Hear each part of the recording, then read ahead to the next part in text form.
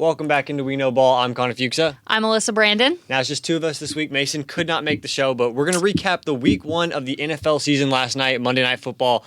Bears, Vikings finished off week one, but that's not where we're going to start. We got to start with the game of the week. Yes. And I feel like there's no debate on what the game of the week was. And that's the Sunday Night Football matchup between the Bills and the Ravens, the 40-point shootout. Yeah. So initially, what are your thoughts? And then we'll get into some talking points.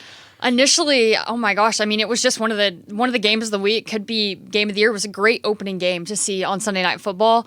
And it was a great rematch of that divisional round where the Ravens lost, and then the Ravens lost again this time. They could not get the best of the Bills again, and the Bills, a 15-point deficit in 4 minutes left. Yeah. And they were able to pull it out. And Josh Allen still looks like the same MVP that we've seen over and over and over.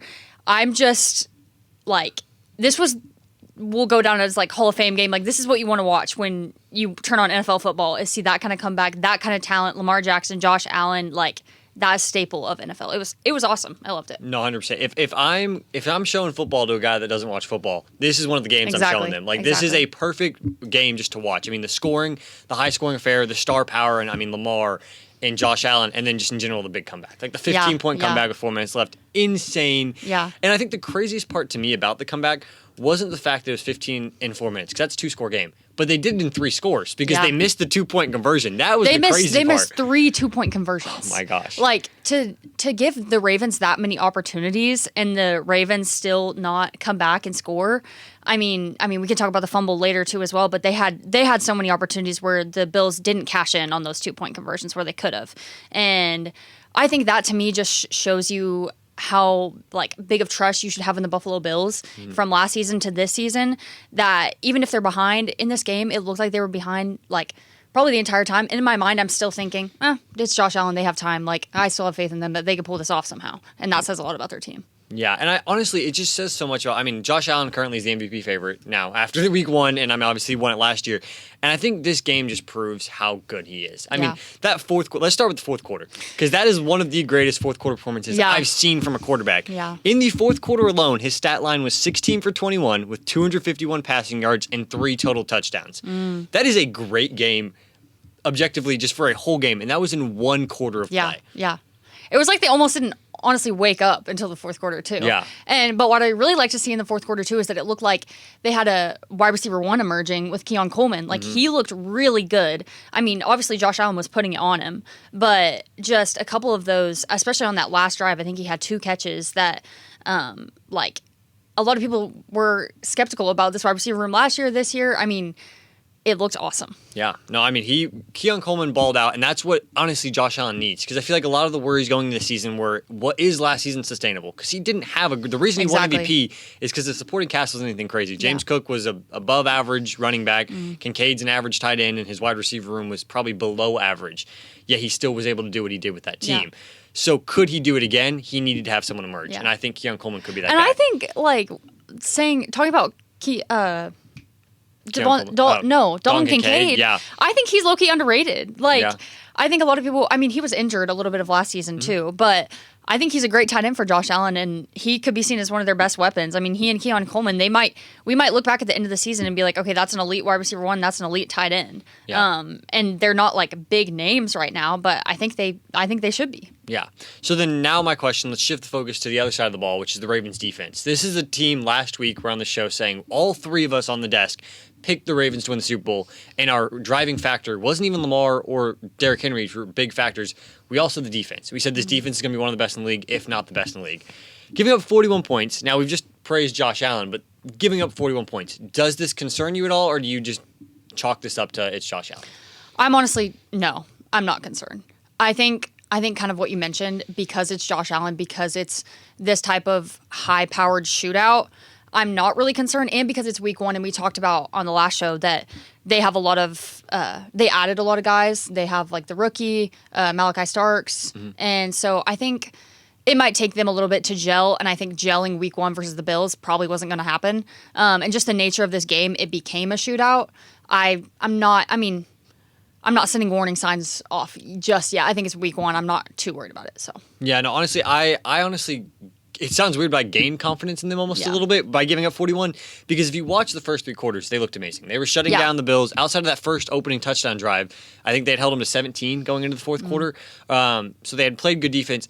And if you're just looking at the nature of the game, all of the fourth quarter, Ravens were up 2 scores. And so when you're up 2 scores in the fourth, the defense, you're told to lay back a little bit. You're told to play, prevent, just don't give up a big one play. It's week 1 where they're all, like, getting back into the game flow. Like, they're all probably gassed. After, I mean, they're being thrown out the field so much out there. So, And that's also what I was going to say. I feel like they were on the field for a long time because the Ravens' offense almost hurt them a little bit by being too good because Henry kept breaking off these big runs and getting them in the end zone so fast. Defense is almost like, please have mercy. No more 60 rushing touchdowns. Like, can we take your time on offense, please, so we can get a breather? Take your time. Because, I mean, also, just when you're facing a dual-threat quarterback like Josh Allen, defense gets so gassed because plays extend for so long. Josh Allen can keep a play going for 5, 6, 7 seconds, and that just tires out of defense, to be honest. So, honestly, that's what they looked like to me in those last 4 minutes when they gave up those. I guess it would have been 17 points with the field goal. And they just looked gassed. And I think that wasn't a skill issue. I think it was just a tiring issue of just how the game had played out. Yeah. I think if they're not facing the league MVP of last year, they maybe give up 200 yards in the air instead of 389. Like, I'm not super worried about it. Yeah. Now, we've talked about the defense. We've talked about the star power. We haven't really touched much on Henry. Obviously, going off for 182 yards, 2 touchdowns. Mason mentioned on the last week's show that he honestly drinks from the fountain of youth every week, and I feel like that's a very valid statement. Being able to put up those numbers. But the one talking point I want to hit before we move on to the next game is John Harbaugh. So there was that stat that came out after the game that he has now had 17 double-digit blown leads in the second half of games. That's the most in the last 30 years. I wrote down the same thing word for word. That was the big thing for me, for sure. Is there a world where he's on the hot seat? Like, I know Harbaugh, I mean, he's brought a Super Bowl to them. He has been a great coach for years, keeping them in AFC championship contention. But that's all it's been. He hasn't been getting them to Super Bowls. Since he's had Lamar Jackson, who's a 2-time MVP, and some people think should have been a 3-time MVP last season, they haven't made a Super Bowl together. Yeah. If they fail to make it to that mark again, and if they fail in the divisional round again, not even the conference championship, is this it for Harbaugh? I don't think so. I don't know. It's hard for me to look at a team that is that successful and has, I mean, the issue is they have that level of star power and aren't able to cash in. But I don't think that entirely comes down on John Harbaugh's shoulders. I think last year there was some like struggles with the defense trying to get continuity, and they struggled a little bit to. I mean, they had it in the second half of the season, but they struggled in the beginning of the season. So I don't think that's all on Harbaugh.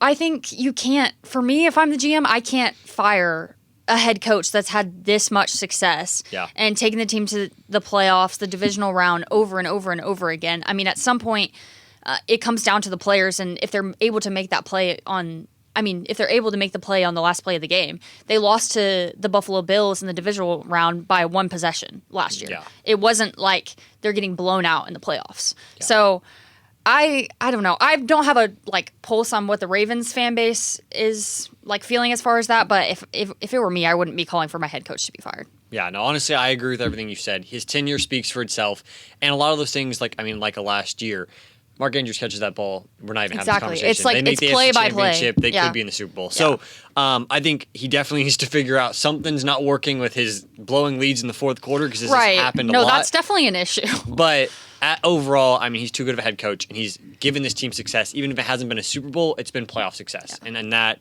I think he stays. I think it's really easy to pin those stats against coaches like that who have been there for so long. They are going to start to build up those type of numbers because they've been there for so long. When you look at other coaches that have been there for 2 or 3 years, you're comparing apples to oranges. Yeah. I think the one thing that was shocking to me, and then we'll move on, is that it was 17 double-digit leads in the fourth quarter. Yeah. If it was 17 double-digit leads, okay, you blow one a year. It sounds bad, but you go up 10-0 in the first quarter. But it was second half, man. Clock management or just how his game plan works hasn't been working. Which is weird when you have the best running game in the league, which is usually how you maintain a lead. Right. So, interesting there. The last thing we have to hit on this game, and it's going to transition us into the next game, is the Derrick Henry fumble. So, what is your take on this? We're going to talk about the Cowboys game next, so with CD as well. What is your take on star players having amazing games, being honestly the reason you're in a game late, and then making a mistake, do you put the blame on them? Because a lot of fan bases, I mean, probably more so on CD than Henry, but there's plenty of people saying this is Henry's fault, and Henry came out and said, this loss is my fault for that fumble. Yeah. Do you believe that, or do you say, no, he did too much, it's not his fault? I mean, I'm going to give you the most decisive answer ever. I'm yes and no.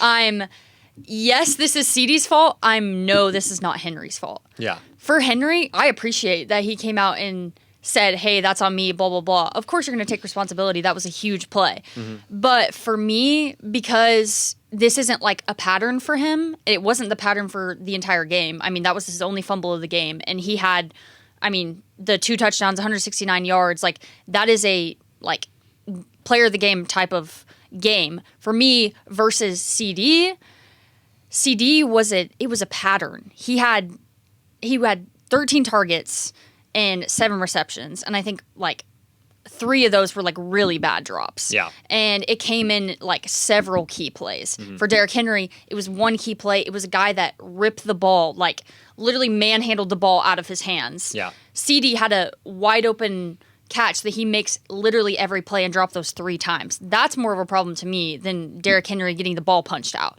And so if you're asking if I think Derrick Henry is to blame for the Ravens' loss, no. Yeah. Is CD to blame for the Cowboys' loss? 80-90%? Yeah. Yeah. Pretty much. See, that's where I think I agree and disagree as well. So I believe, honestly, I think you can't blame Henry. 182 yards, 2 touchdowns. Now, it's also very uncharacteristic of Henry. And that's where I kind of look for these type of things. Yeah. If you're going to blame a quarterback for throwing an interception late, and he does this a lot, I think you blame a quarterback for that. But for these 2 guys specifically, this is uncharacteristic. Yeah. CD does not drop a lot of passes. Derrick Henry does not fumble the ball. You cannot manhandle the ball out of Derrick Henry's hands. So the fact that happened, and it happened looked so easily, it looked like it looked like it was one of those practice drills that they do too. Like they're practicing trying to rip the ball out of the guy's hands. Like it looked planned. Yeah. But I'm honestly not putting the sole blame on CD. So moving over to the Cowboys game, so let's start talking about the Cowboys game. Obviously, Eagles, Cowboys, opening night kickoff on Thursday Night Football. Cowboys have a chance to go win the game late. They're down 4. Yeah. CD has a pass that hits him in the face.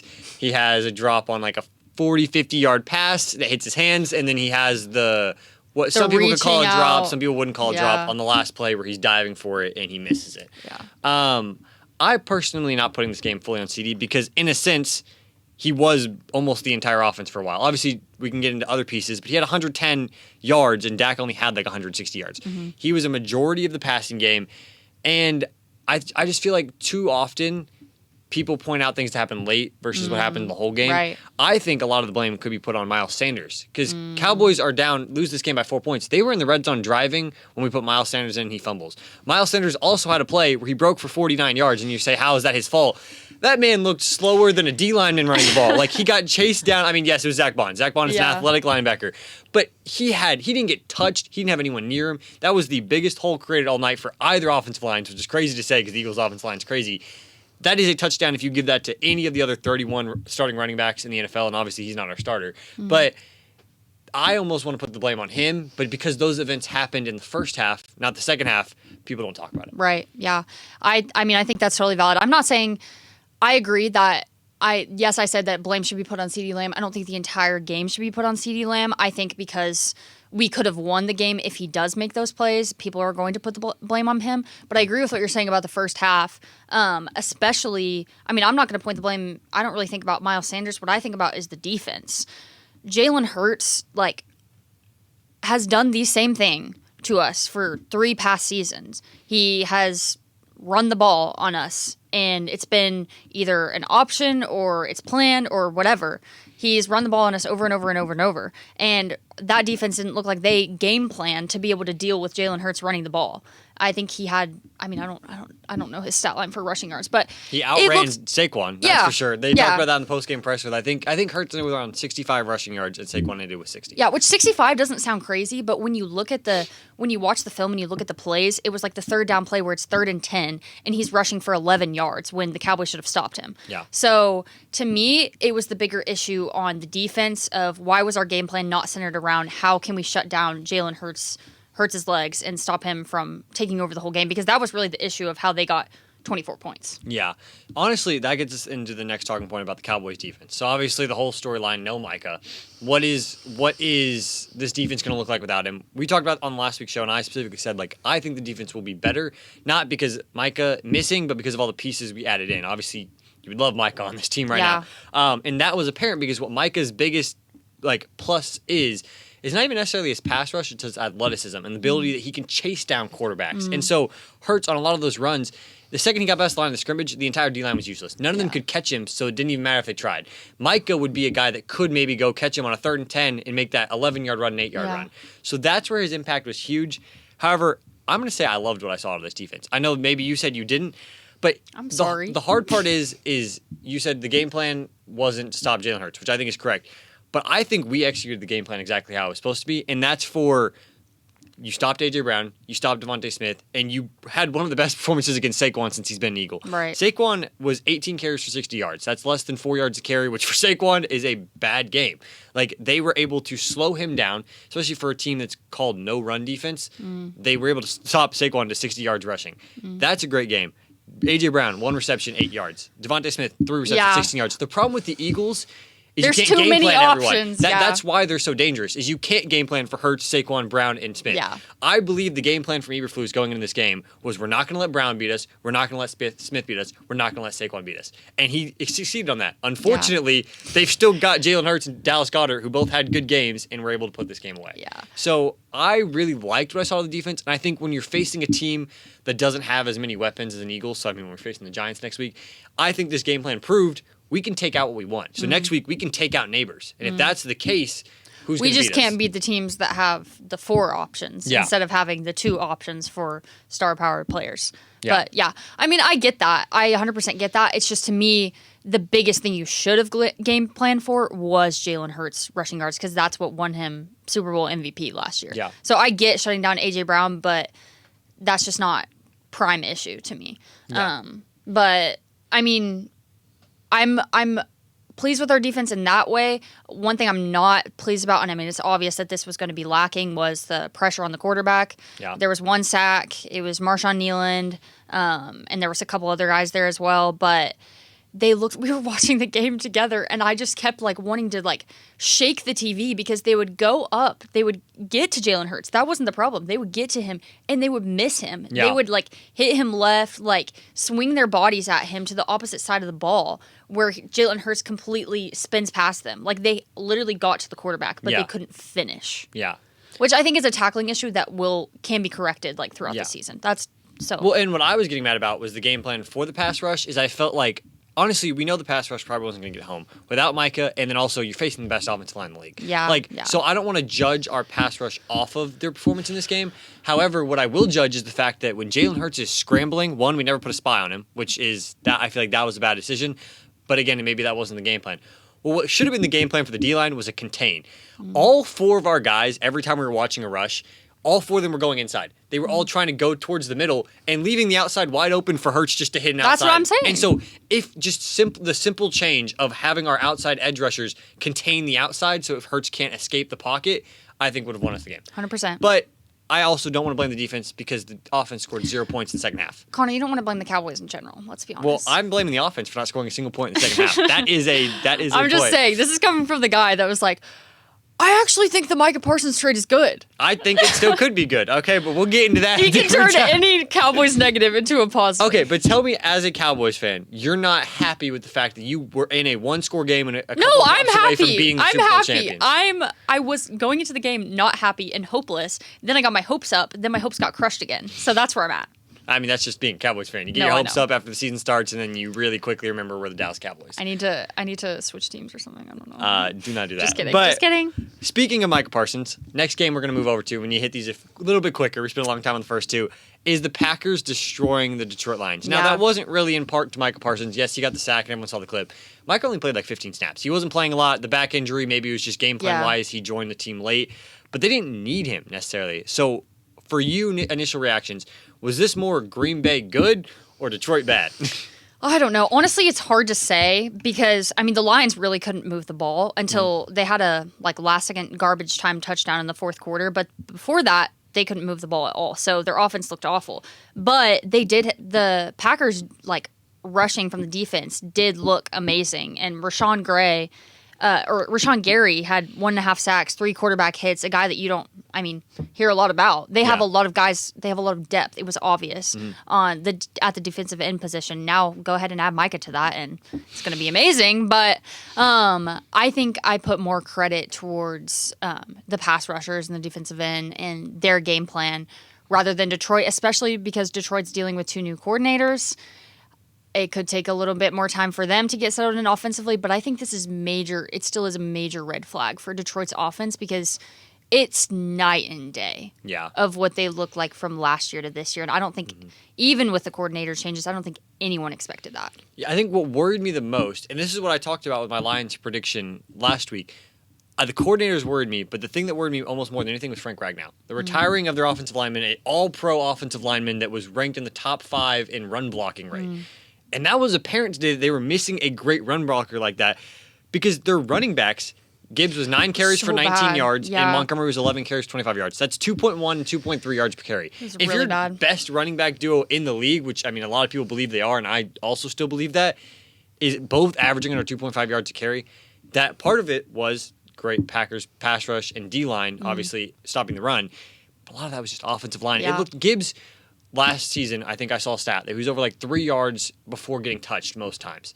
He was at exactly 0.0. His average run in this game in his 9 carries was he was getting hit right at the line of scrimmage. Yeah. You can't get a run game going like that. And that's no fault to. I feel like that's not on Gibbs. That's not on Montgomery. That's, like you were saying, the offensive line and their issues there. And this also puts into question, like, okay, was Ben Johnson like the savior of this offense, and will they not be able to function without him? Yeah.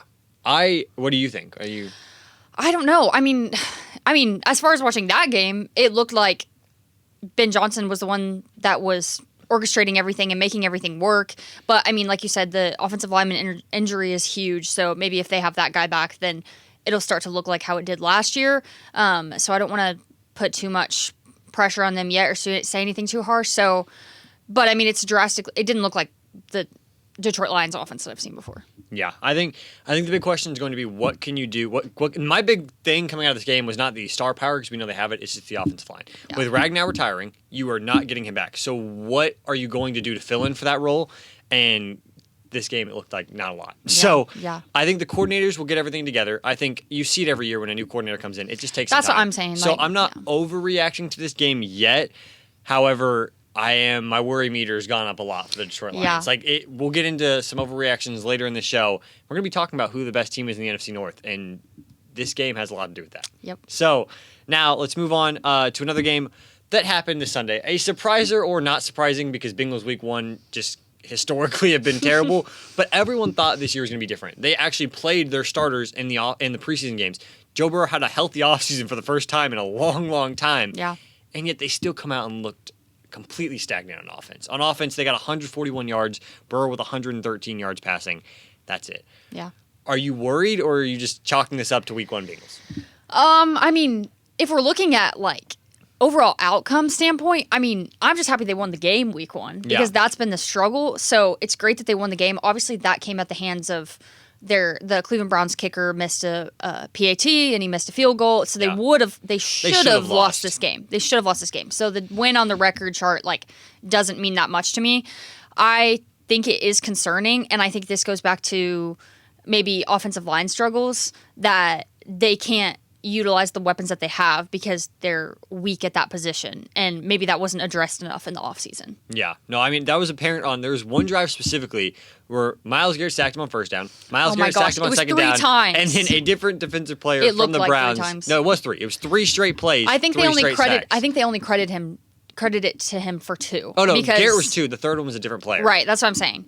At first the broadcast was like, "Is it Myles Garrett 3 sacks in a row?" And they were like, "No." Like he was just there. Yeah. That would have been crazy, but no, 3. It was 3 sacks in a row, which is insane. Which, shout out to that. This is a random pull, but the Texas Aggies defensive end that did that in their game, he had 3 straight sacks and 3 straight plays. That was pretty impressive. That's just what that reminded me of. Okay. But sorry, big I went Aggie on a guy. little. No, I'm not a big Aggie guy. I just went on. Thought of that. I was watching the game. And that was insanely hyped. Hey, Shamar Stewart got paid, so.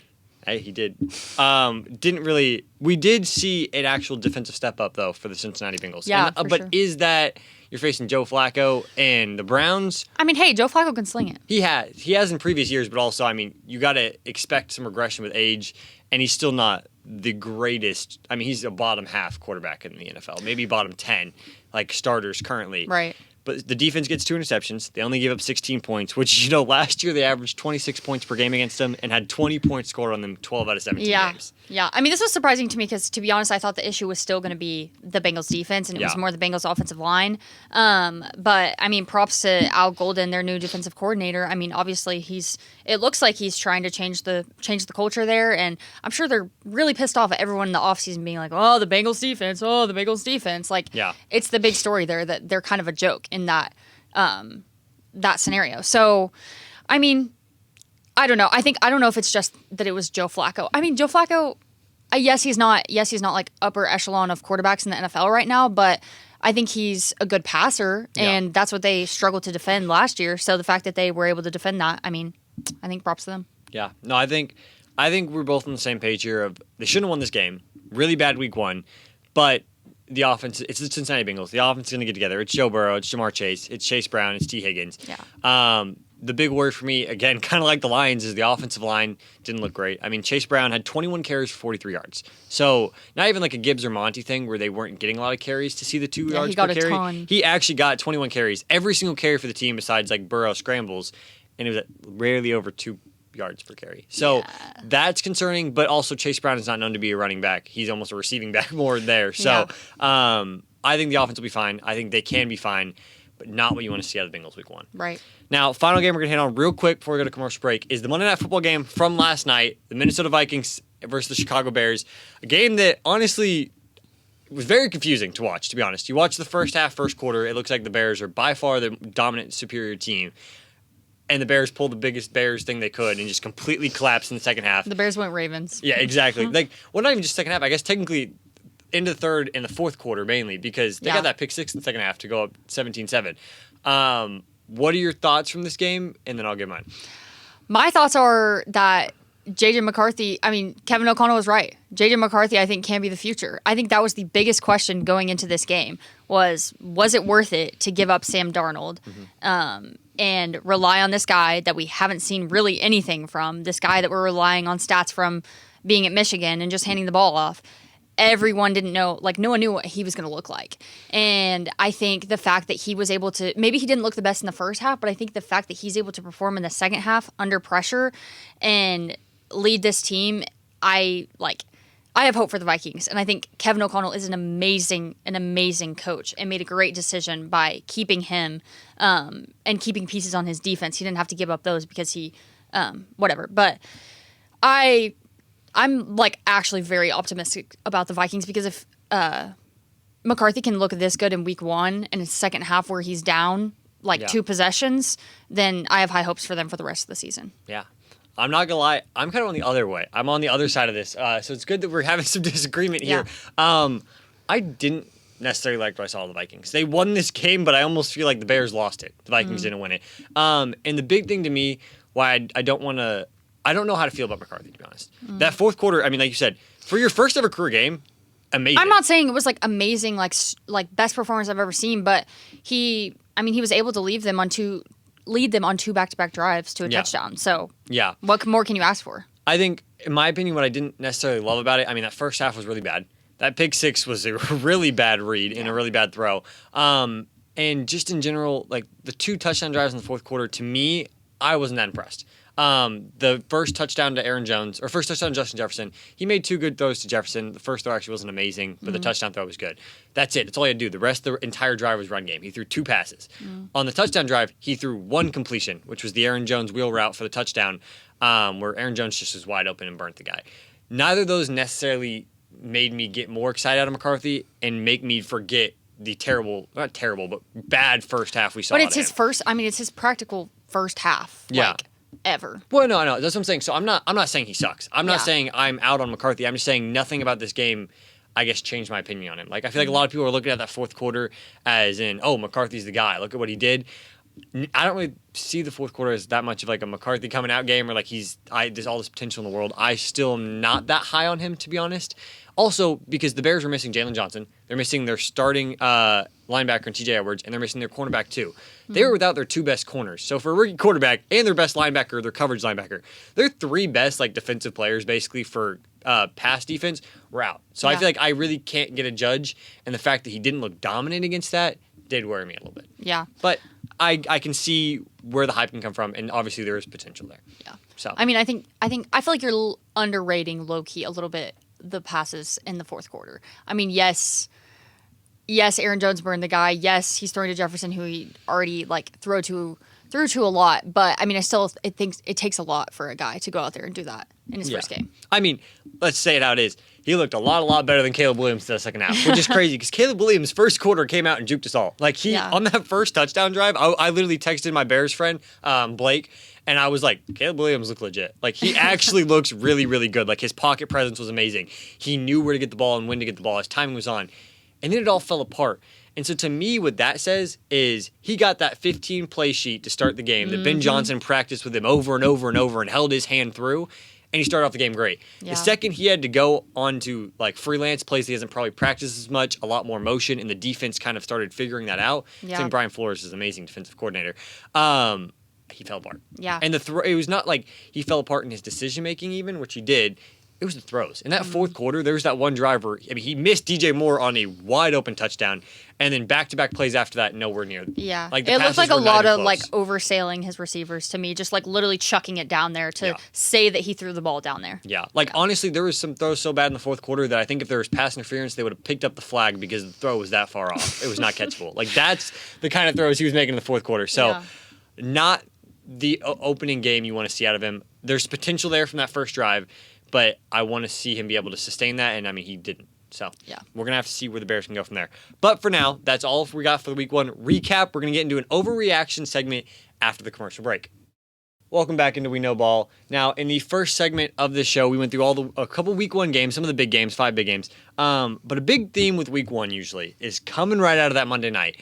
There's always so many overreactions. I mean, last year, the big one that plays in my head is the Saints are going to the Super Bowl after 2 weeks. And we all saw that one out. So this year, I want to do a segment called Overreactions Are Valid. We're going to go through some of the big takeaways from this opening weekend, and we're both going to say whether we think that's an overreaction and that's just something like I mean, you get the point. It's either an overreaction or no, that's valid. That's actually something that we're going to see sustained through the rest of the year. Yeah. So we're going to start with the first one. We kind of already talked about a game specifically in this, but we'll go into it as an overarching theme. The first point is the NFC North runs through Green Bay. Now, before the season started, we had our playoff predictions last week. All three of us had Green Bay in the playoffs, but all three of us on this desk had the Detroit Lions winning the division. Yeah. What did you see enough Week 1 to change that, or are you saying that's an overreaction? Lions are still your team? I think I went back and forth on this one, but I think as of now, it's an overreaction just because it's only Week 1, just because we just saw the Packers defense really turn it up against the Lions offense that is still getting used to a new coordinator. I am not ready to say that they can hands down win the division. I think the Lions will still win this division at this point. Okay. I'm going to go opposite, and I'm torn. I'm going to go valid just because I didn't like what I saw the other three teams, to be honest. I didn't like the Bears last night at all. Caleb Williams did not look like a team that could at least win this division. Maybe playoff team, we can talk about that, but not going to win this division. I don't think McCarthy, from what I saw last night, can win this division. I disagree. I think the Vikings can possibly give the Packers a run for their money. I don't know. I love the defense. Brian Flores led defense. I love Kevin O'Connell as a play caller, and I love the talent. So there is a world, I guess I could see the Vikings doing it, but what I saw last night, I mean, again, it's Week 1, which is the point, but I didn't see enough that I think they can dethrone the Lions or the Packers. So then that leaves the top two. I went back and forth on this take about 5 times because I don't trust Jordan Love to be a quarterback that comes out of this division necessarily. Yeah. Not that there's, amazing quarterback play in this division, but that pass rush looked amazing, and Parsons didn't even play a lot. The secondary looked good, and then just on offense in general, they did enough. Yeah. I just so much didn't like what I saw out of the Lions that I'm worried that I know if we're saying come Week 18 who's going to be the better team, I'm saying the Lions right now. But who's going to be able to put together the better season to win the NFC North? I think the Green Bay will come out with a better record. I think Green Bay can get to 12-5, and I think the Lions will be probably 11-6. So I'm going to say valid, but it's a very sketchy valid. Yeah, I think you just have to be banking on the fact that the Lions offense isn't going to perform like it usually did all of last season, and it's going to stutter for what Jahmyr Gibbs did and Montgomery did. I don't think Jahmyr Gibbs and Montgomery, at least one of them, has that bad of a game again. Yeah. So I think if they're able to rely on them a little bit more, then this offense is going to get going. And I mean, Jared Goff was the running issue was really the problem. Jared Goff had a great game. He was accurate, and I think that they can get that dialed up. I'm like, their offense to me far outweighs like other groups in the NFC North. Yeah, I think you got to depend on the wording. If it's technically the question was NFC North runs through Green Bay. Yeah, exactly. I'm saying overreaction to that statement. Anyone saying it's far and away Green Bay's division, that's not true. This is too tough of a division. It's possible, but it's not hands down. If I had to pick a team to win right now, I'm picking Green Bay. But if I'm saying it runs through them, that statement's not true. Anyone who thinks it's over already doesn't know the NFC North specifically because, like we said, as much as I don't have faith in the Vikings, Vikings are still a good team. Bears could still pull together, and then the Lions should still be one of the favorites. Yeah, exactly. I think there's too many what-ifs in that division, and what if they could be amazing to totally say the Packers have it at this point. Yeah. Now, the next point we're going to get into, this is a game we didn't talk about in the opening segment because it was an insane blowout, and it was the Colts versus Miami game. But specifically, the question is, or the take is, Daniel Jones can have a Baker Mayfield-type arc and lead the Colts to the playoffs. I really like this. I'm going to go overreaction, but I really like how you pose this because I think the Baker Mayfield arc, like you're saying, is such a cool thing to see in the NFL. The quarterback that, like, low-key sucked, was on a bad team, and then all of a sudden got to this other team and turned to this amazing guy that we thought he was going to be coming out of college. And I think Daniel Jones, like you're saying with that point, has a similar story arc, or he's trying to. I think it's an overreaction right now just because I just believe so much more in Baker Mayfield than I do in Daniel Jones. And Baker Mayfield also has the rushing ability and just the Jones is a really good rusher. Okay. He ran for like 40 yards, 2 touchdowns. Okay. Just in my opinion, Baker Mayfield has more of that like X factor player ability, just like more athleticism. That's why I think kind of led him to having that arc. Yeah. And he had a better supporting cast around him with the Buccaneers that I can't see the Colts having for a sustained amount of period of time. Yeah. That I think I'm not saying he won't have a good year, but I think it's an overreaction to say that he's going to go on to be the Baker Mayfield. Yeah. So I think I'm also going to go overreaction on this. And it's hard because he did have an amazing week, one of the best weeks. I mean, he had that stat came out that he was the first quarterback in like a week 1 game to lead their team to a score every single drive they went down the field. Obviously, there was games last year where Jane Daniels led his team to not punt, but that's because they failed on 4th down. Colts scored on every single drive that Daniel Jones was out there. But I am going to go overreaction because honestly, this game, it gave me more confidence in the Colts. It definitely did. But I had them sitting at like a 4-13, 3-14 team. Now I could see him as like a, no pun intended, 6 or 7 win team. How about 7 or 8? Like, there's always I don't other think they can options. get to 8. They're a 6 or 7 win team. But I honestly, this game honestly made me more out on Miami than it did in on Indianapolis. Yeah, So, that's the point I was going to bring up too. Is like this really isn't a measuring stick yet for the Colts because they played arguably going to be one of the worst teams in the NFL. Yeah, which is crazy to say and will lead us actually, I reorganized these wrong, but we're going to go into this overreaction next or valid take. The Tua era is over in Miami and they will be a top 5 pick. Are you ready? And honestly, I'm willing to put in there Tua and the Mike McDaniel era. Oh, 100%. I think I'm going to say the Mike McDaniel era is over before the Tua era is over. You think? I Okay. think Mike McDaniel. Hey, I called Robert Saleh last year. I mean, this one's not as crazy, but because I think a lot of people are calling for it. But I think Mike McDaniel will get fired before week 10. Yeah. And they'll have a new coach. Obviously, they're still going to stick with Tua, so the Tua era is going to last longer than the Mike McDaniel era. Yeah. Now, so you're saying this is a valid take. You're saying they will be a bad team and this era's done. Oh yeah, 100%. Okay. 100%. I'm with you on that. Honestly, I am also saying valid. I'm hesitant to want to just be completely out on them because last season you kind of got to make that a wash. Like with all the Tua injuries, the concussions, the team just wasn't their normal selves. And what we've seen them in years before with this same roster of Tua, Tyreek, Waddle, Achane, they are almost a playoff team. So saying they're going to be a top 5 pick and they're done is hard. But it just looked so bad. It and was so bad. and it's against the Colts. Like the Colts, don't get me wrong, they're not a bad defense, but they're nothing crazy out there. And the fact that Tua could barely throw for 100 yards, Tyreek Hill, I mean, all the offseason drama that went down with him. And now there's even more. Yeah, I was just saying, we won't touch that for now, but there's more drama with Tyreek Hill that came out this morning. It's fair to say that he couldn't be with the Dolphins at the end of the year. Oh, well, he could 100%. Be not with them by next week. He could be in a jail cell. We don't know. Exactly. And then just in general, Waddle, A-Chain, like I think this experiment is done. The defense looked terrible. I mean, again, getting scored on. I mean, no disrespect, Danny Dimes. We just talked about it. Indiana Jones, by the way. That's his new nickname, and I love it. No disrespect to Indiana Jones. But wait, I didn't even hear that one. That's awesome. But you're gonna let the Colts and Danny Dimes score on you on every single possession. Yeah, I get they got JT. Tyler Warren looked amazing. That's my boy. And then we got Michael Pittman looked like himself again. But overall, you don't let the Colts score on every drive if you even want to be a contender this year, or if you want to even be outside of the top 5 pick. So, but. I guess the other question on this would be the top 5 pick part in the Tua era. If they get a top 5 pick, do you think they don't just pull the trigger on a quarterback and get rid of Tua? That's so Especially hard. if McDaniels is gone, because coaches love their quarterback. Bringing in they their want to quarterback. Make their pick. I think that's so hard. I think if they do fire, if they fire Mike McDaniel, I think there's a good chance that they take a shot at one of those top 5 quarterbacks. Like if you can get Nussmeier, if you can get that's a chance to completely rebuild this franchise where it's trending. I mean, it's obviously trending into a rebuild because all of their pieces are on the back half of their career, really. Yeah. I mean, Tyreek Hill, Waddle's getting there.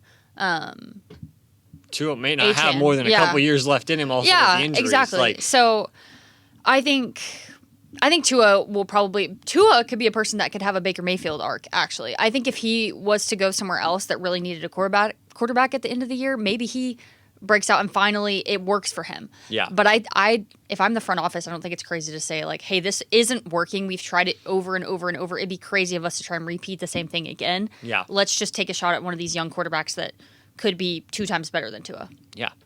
Now, we're going to get into another game we didn't talk about in a different team. This take, overreaction or valid, the Chargers can win the AFC West. Now, coming into a week ago, out of you, me, and Mason, I was the only one that had the Chargers even in the playoffs, and I had them as a 7 seed. You and Mason both had the Chargers missing the playoffs. Yeah. So did you see enough week 1 that says they can dethrone the Chiefs and the Broncos, or are you still saying, okay, they can be a playoff team, but they're not winning the West? No, this is one thing I can kind of eat my words on. So I've just been with a theology that you just can't bet against the Chiefs. Yeah. You just can't. You really can't. And the reason I have been like that is because they've showed up in these type of games. I mean, they've struggled against the Chargers lately, but not like this to me, to where it's completely overpowering. Now I'm starting to slowly back my way out of the Chiefs. Not like I'm going back on my word, but it did not look good. They did not look like the Chiefs. And I know they had a couple injuries and everything, and I still have faith that they can figure things out easily because they have a great coaching staff. We all know that.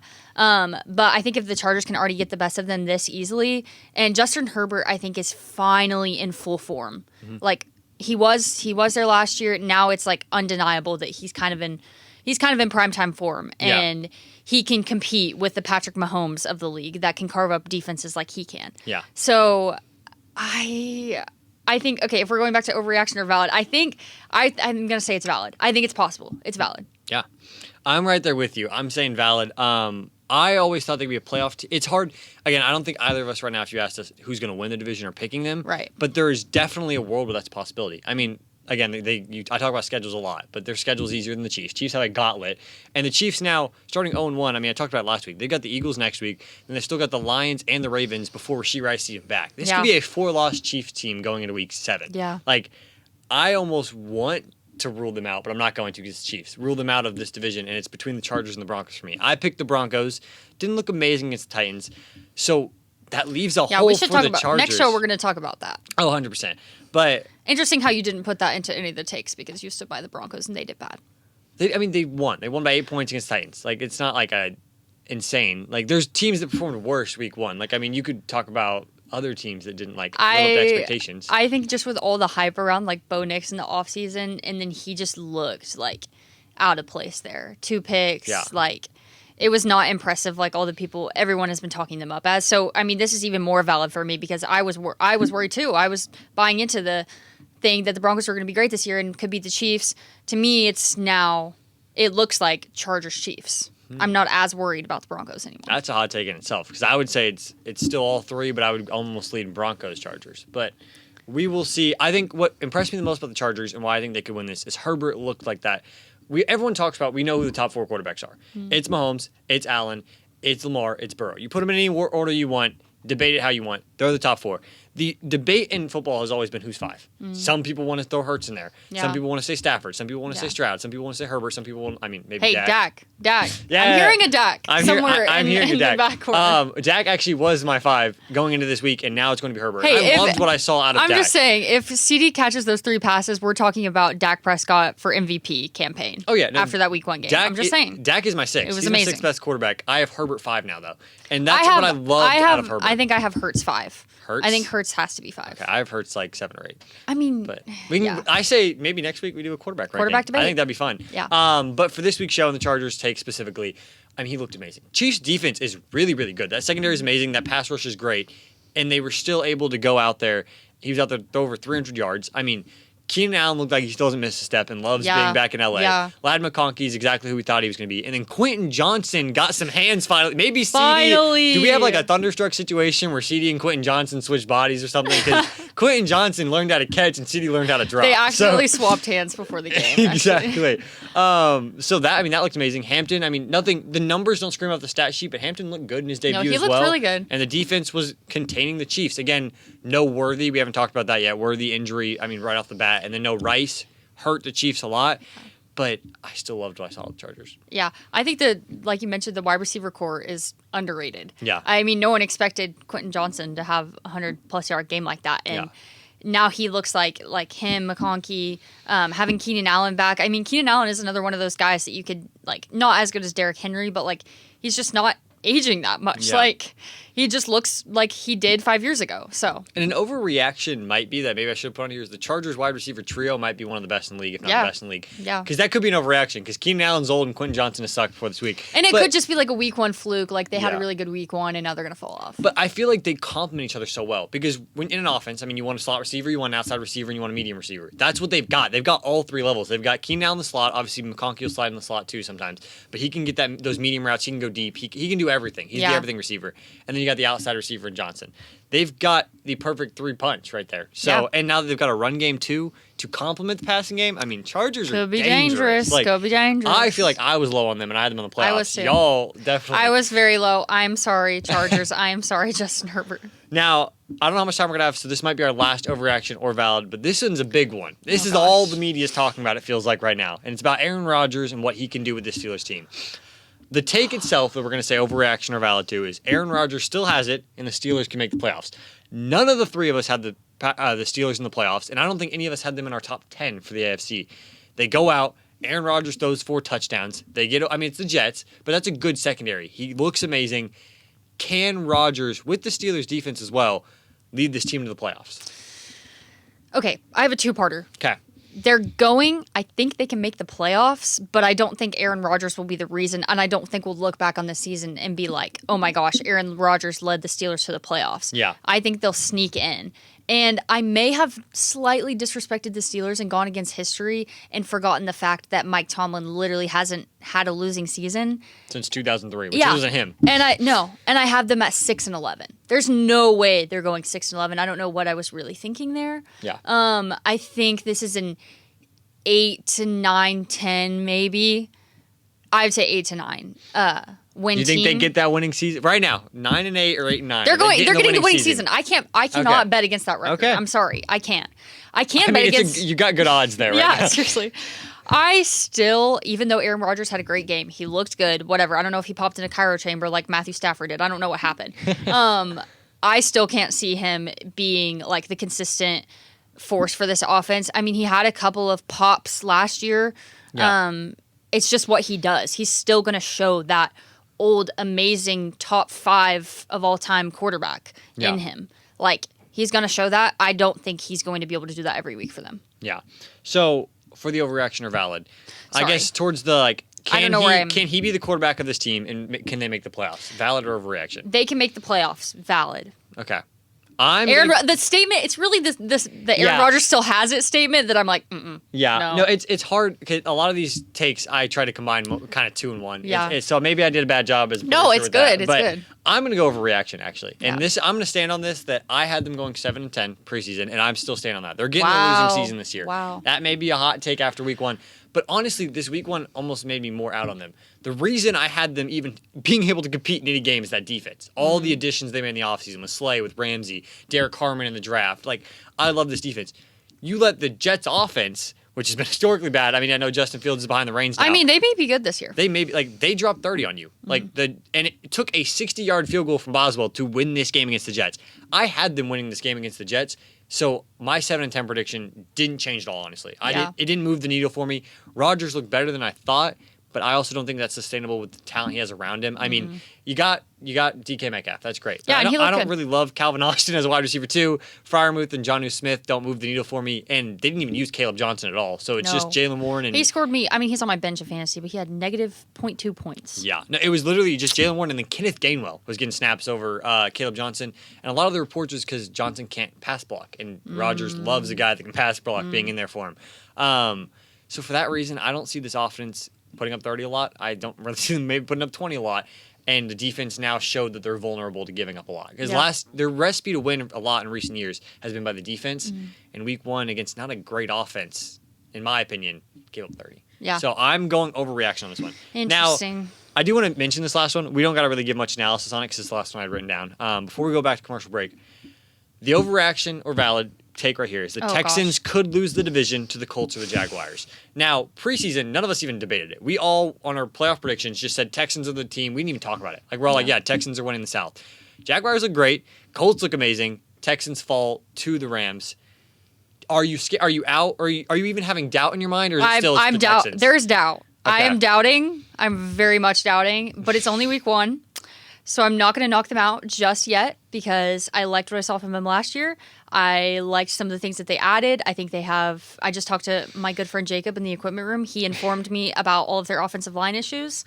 Hopefully, RTD Zach told me about that as well, so Yes. I was aware. Yes. Hopefully, we can get some guys back in there healthy. So I'm not going to go fully out on them yet because I don't believe in the Colts and Jaguars that much yet. Now, if we're talking like if this was the Chargers and Broncos and they were in the Chiefs division, yeah, I'd be worried and I'd be saying they're not winning this division. But their competition is just not.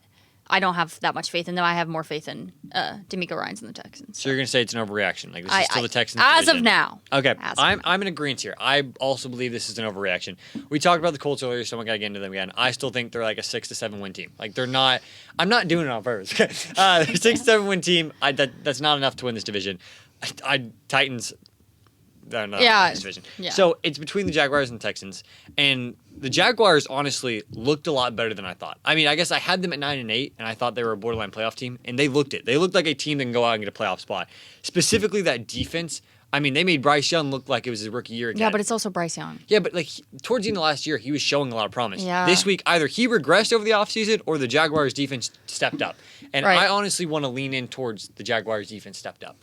The offense looked good. I mean, they put up, close to, I think it was like 26 points. And that was without Brian it was Thomas 26 Jr. to 10. Yeah, that was without Brian Thomas Jr. getting one catch. Or he got one catch, that's it. Hunter didn't really do much. Like, ETN looked like himself again. So, honestly, for a separate take, I think the Jags have really leveled up and could be a playoff team, but it's not enough to dethrone the Texans. I'm not overreacting. We all know I thought the Rams were a Super Bowl contending team. So losing that game by 5 to the Rams, and that defense for the Texans looked amazing, holding Stafford and company to 14 points. I think this is still the Texans division. I'm not sweating yet. Yeah, if your pick is right that the Rams are going to the Super Bowl, then Texans could also go to the Super Bowl. I'm here for it. I don't know about that, but I will say they did play a good game against the Rams. Yeah. Now we're going to head to commercial break real quick, and then when we get back, we're going to talk some Oklahoma State football. Welcome back into We Know Ball. Now, the first 50 minutes of the show has been NFL packed, and that's what we normally want this show to be about. But, as if you can't tell by the flags behind us, we go to Oklahoma State University. So we're going to talk about the Oklahoma State Cowboys. Unfortunately, probably against our own will this week, going to talk about what the Cowboys did on Saturday. So, I mean, we'll just pull the Band-Aid off. Cowboys lost 69-3 against the number 6 Oregon Ducks in Eugene, Oregon this past Saturday. Give me your thoughts, and then we'll go into some points.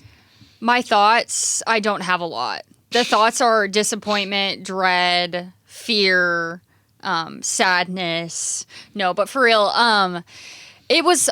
We obviously all expected us to lose. Like no one's confused about that. We knew how good this Oregon team was. We knew what level of play we had to offer.